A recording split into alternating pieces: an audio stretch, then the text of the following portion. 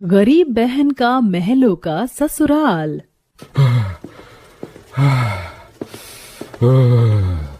ओहो हो, ये गर्मी, इस गर्मी ने तो आते ही अपना कहर मचा रखा है। दोपहर की कड़ी गर्मी में गरीब दीपक अपनी साइकिल पर लकड़ियों का गट्टा लिए जामनगर गांव में अपने छोटे से मिट्टी के बने झोपड़ी के घर के बाहर आता है, जहां दीपक की बूढ़ी माँ शालिनी और छोटी बहन साक्षी मिट्टी के चूल्हे पर रोटियां बना रही थी। माँ, ये लीजिए लकड़ियां। अच्छा, मैं काम पर जा रहा हूँ। दीपक वहां से चला जाता है, तभी घर के अंदर से किसी के खांसने की आवाज आती है। बिटिया, तेरे पिताजी की दवाई का समय हो चुका है, चल उन्हें दवाई देते हैं। दोनों माँ बेटी अंदर अपने घर में आते हैं। अंदर से वो घर काफी छोटा था और एक चारपाई पर शालिनी का बूढ़ा बीमार पति हरिया जोर जोर से खांस रहा था। हरिया एक घातक बीमारी से जूझ रहा था। तभी साक्षी अपने पिता को दवाई देती है। शालिनी और उसका ये परिवार बड़ी गरीबी में अपना जीवन बिता रहा था। उसके परिवार का गुजारा उसके बेटे दीपक की ही कमाई से होता था। दीपक उसी गांव में एक कंस्ट्रक्शन ऑफिस में सफाई का काम करता था, जिसकी आमदनी केवल 300 रुपए रोज थी। अब इतनी कम कमाई में दीपक और उसके परिवार को अपना गुजारा चलाने में काफी समस्या का सामना करना पड़ता था। शाम का समय, सब अपने छोटे से घर में बैठे खाना खा रहे थे। दीपक बेटा, तू अपने गांव के शामू भाई से बात करना साक्षी के रिश्ते के बारे में। साक्षी बिटिया अब जवान हो चुकी है, अब हमें इसकी शादी करवा देनी चाहिए। ठीक है माँ, मैं कल ही बात करता हूँ शामू काका से।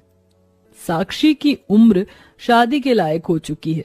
तभी अगले दिन दीपक उसी गांव के शामू को साक्षी के रिश्ते की बात कहता है, जिसके बाद 2 ही दिन में शामू उसी गांव के अमीर लड़के अजीत का रिश्ता लेकर साक्षी के घर आता है। तभी अजीत की माँ वैशाली कहती है, आपकी लड़की तो अच्छी है, पर हम एक ही शर्त पर आपकी बेटी को अपने घर की बहू बना सकते हैं। आपको हमें दहेज में 2 लाख रुपए देने होंगे। क्या 2 लाख रुपए? हाँ, अब आपकी गरीब बेटी हमारे इतने बड़े महल की बहू बनने वाली है, तो आपका तो कुछ हक बनता है ना हमें देने का।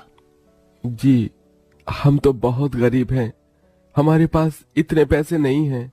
अगर ऐसा है तो हमें नहीं करनी अपने बेटे की शादी आपकी बेटी से। अजीत बेटा, चल यहाँ से। वैशाली अपने परिवार के साथ वहाँ से चली जाती है। ये आजकल के लोगों को भी पता नहीं क्या हो गया है। अब हम जैसे गरीब अपनी बेटियों को शादी में इतना दहेज कहाँ से दे। पिताजी, आप दुखी मत होइए, हमारी साक्षी के लिए इससे भी अच्छा रिश्ता आएगा। इसी तरह दिन प्रतिदिन बीतने लगे। अब गुजरते दिनों के साथ साक्षी को कई सारे रिश्ते आने लगे, पर कोई दहेज की मांग करके रिश्ता तोड़कर चला जाता है, तो कोई साक्षी और उसके माता पिता की गरीबी देखकर रिश्ता तोड़कर चला जाता है। एक दिन शाम में दीपक ऑफिस से पैदल घर की ओर आ रहा था। तभी एक तेज रफ्तार ट्रक पीछे से आकर दीपक को उड़ा देती है और इस घटना में दीपक का एक पैर कट जाता है, जिसके बाद दीपक जीवन भर के लिए घर में अपाहिज बनकर बैठ जाता है। कुछ दिन बाद अब दीपक के परिवार के भूखे रहने के दिन आ चुके थे, क्योंकि उनके घर का कमाई पुत व्यक्ति ही अब घर में विकलांग कुर्सी का सहारा बन चुका था। माँ, अब मैं खाना कैसे बनाऊं? घर का सारा राशन तो खत्म हो चुका है। क्या करें अब? पास में तो एक पैसा भी नहीं है और अब तो दीपक भी घर में बेरोजगार बनकर बैठ गया है। एक तो गरीबी चैन से जीने नहीं दे रही थी, ऊपर से दीपक के साथ हुए इस हादसे की वजह से दीपक और उसके परिवार के भूखे रहने की नौबत आ चुकी थी। तभी थोड़े समय बाद दीपक के ऑफिस का मालिक महेश आता है। अरे मालिक, आप आइए आइए। दीपक, अब कैसी तबीयत है तुम्हारी? मालिक अब ठीक है। दीपक, अब तुम्हारे परिवार का गुजारा कैसे चल रहा है? क्योंकि तुमने तो कहा था तुम घर में अकेले कमाई पोत व्यक्ति हो। हाँ मालिक, इस हादसे की वजह से हमारे ऊपर काफी परेशानियां आ चुकी हैं।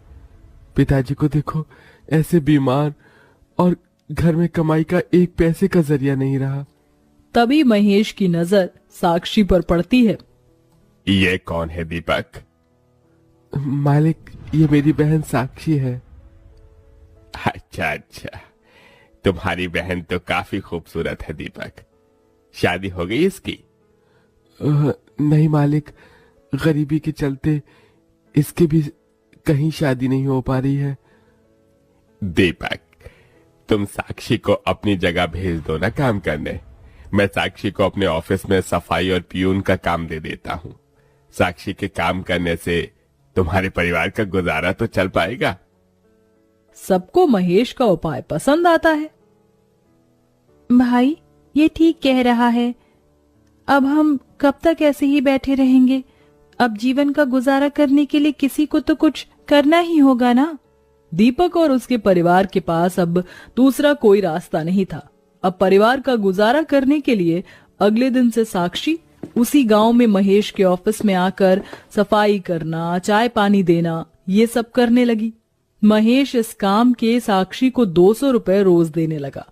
कई महीने ऐसे ही बीत जाते हैं।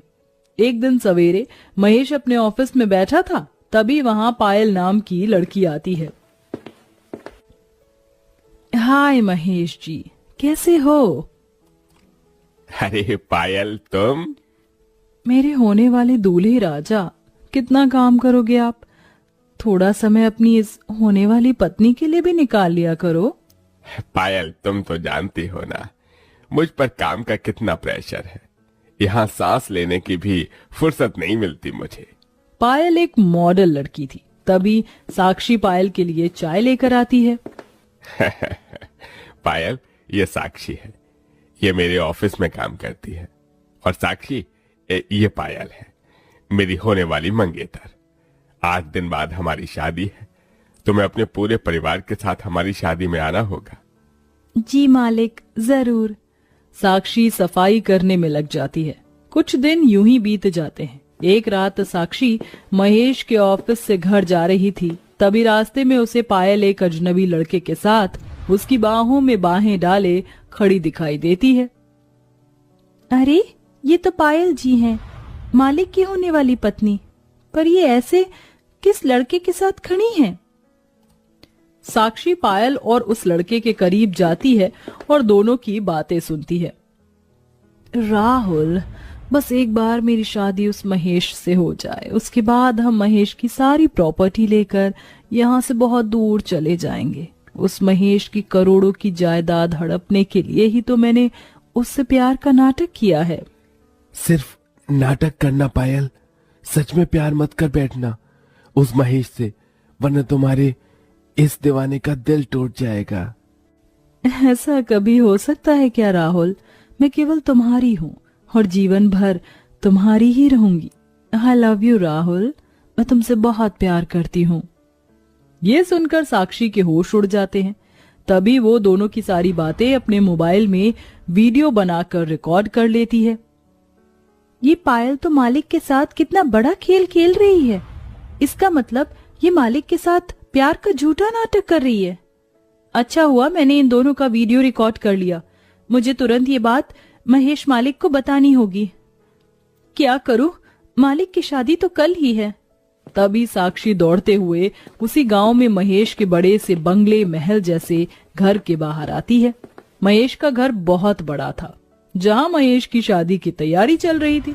तभी साक्षी महेश के घर में जाने लगती है तो कोई भी उसे घर में घुसने नहीं देता।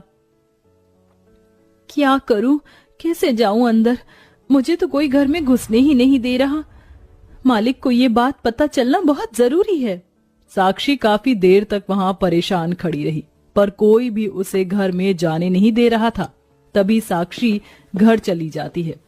अगले दिन सवेरे महेश के घर में महेश पायल की शादी हो रही थी। तभी साक्षी दौड़ते हुए महेश के घर की ओर आने लगती है। मुझे कैसे भी करके मालिक को ये बात बतानी होगी। इधर महेश पायल शादी के मंडप में बैठे थे। तभी साक्षी दौड़ते हुए महेश के घर के अंदर चली जाती है। महेश का घर अंदर से काफी आलीशान महल की तरह था। रुक जाइए मालिक, ये शादी मत कीजिए। ये सुनकर सारे मेहमान दंग रह जाते हैं और सब साक्षी की ओर देखते हैं। साक्षी तुम? मालिक, ये पायल आपके साथ प्यार का झूठा नाटक कर रही है। ये आपकी जायदाद हड़पने के लिए आपसे शादी कर रही है। ये किसी और से प्यार करती है मालिक। ये क्या बोल रही हो तुम साक्षी? Are you mad? पागल हो गई हो क्या तुम? तभी साक्षी सबको अपने मोबाइल में पायल राहुल का वो वीडियो दिखाती है, जिसे देखकर महेश और सबके होश उड़ जाते हैं। पायल, तुम मेरे साथ इतना बड़ा धोखा। तभी महेश पायल और उसके परिवार को धक्के मारकर अपने घर से बाहर निकाल देता है। साक्षी, मैं तुम्हारा धन्यवाद कैसे करूं? आज अगर तुम सही समय पर नहीं आती तो पता नहीं आज क्या हो जाता। मालिक, ये तो मेरा फर्ज था। अब कौन करेगा मेरे बेटे महेश से शादी? माँ साक्षी है ना, अब मेरी शादी साक्षी से ही होगी। साक्षी, तुम बहुत अच्छी हो, मुझसे शादी करोगी? ये सुनकर साक्षी दंग रह जाती है। उसके बाद साक्षी महेश को हाँ कह देती है और दोनों शादी कर लेते हैं। जिसके बाद गरीब भाई की बहन महेश के महल जैसे घर की बहुरानी बन जाती है।